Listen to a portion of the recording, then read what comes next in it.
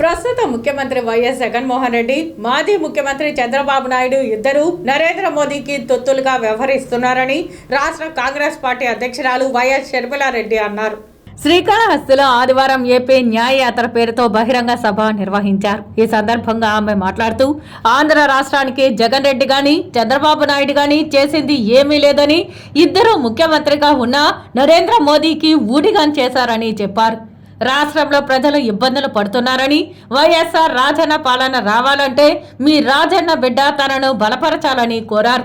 Congress party అధికారంలోకి వస్తే 10 సంవత్సరాలు ప్రత్యేక హోదా ఇస్తామని, రాహుల్ గాంధీ ప్రధానమంత్రి అయిన వెంటనే తొలి సంతకం పెడతామని అన్నారు. రాష్ట్రంలో ఉద్యోగాలు ఇస్తామని చెప్పిన జగన్మోహన్ రెడ్డి ఎన్నికలు 2 నెలలు ఉండగా డిఎస్సి పేరుతో నోటిఫికేషన్ ఇచ్చారని, ఇది ఎంతవరకు కరెక్ట్ అని ప్రశ్నించారు.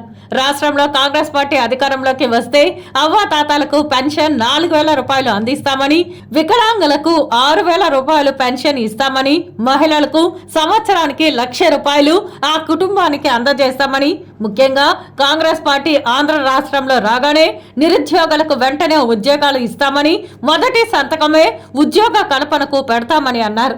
శ్రీకాళహస్తిలో ఎమ్మెల్యే ప్రజలను దోచుకుంటున్నారని, ప్రజలను కాపాడే పార్టీ కాంగ్రెస్ పార్టీ అభ్యర్థికి ఓటు వేయాలని, హస్తం గుర్తుకే ఓటు వేసి బలపరచాలని ప్రజలను కోరారు. జగన్మోహన్ రెడ్డి గారు ముఖ్యమంత్రిగా ఉన్నారు, ఇంకో పక్క ప్రతిపక్ష నాయకుడిగా చంద్రబాబు గారు ఉన్నారు.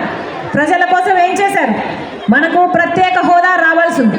10 సంవత్సరాల కింద ప్రత్యేక హోదా ఇస్తామని బీజేపీ పార్టీ మాటిచ్చి వెళ్ళింది.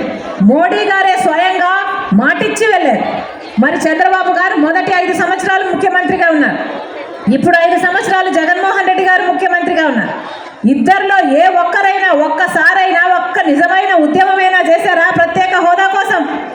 మనకు ప్రత్యేక హోదా వస్తే ప్రతి నియోజకవర్గంలో 100 పరిశ్రమలు వస్తాయి, అంత అభివృద్ధి జరుగుతుంది, మన బిడ్డలకు ఉద్యోగాలు వస్తాయి.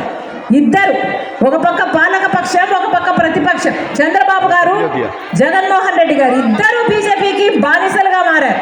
ఒక్కసారి కూడా ప్రత్యేక హోదా గురించి ఒక నిజమైన ఉద్యమం చేయలేదు.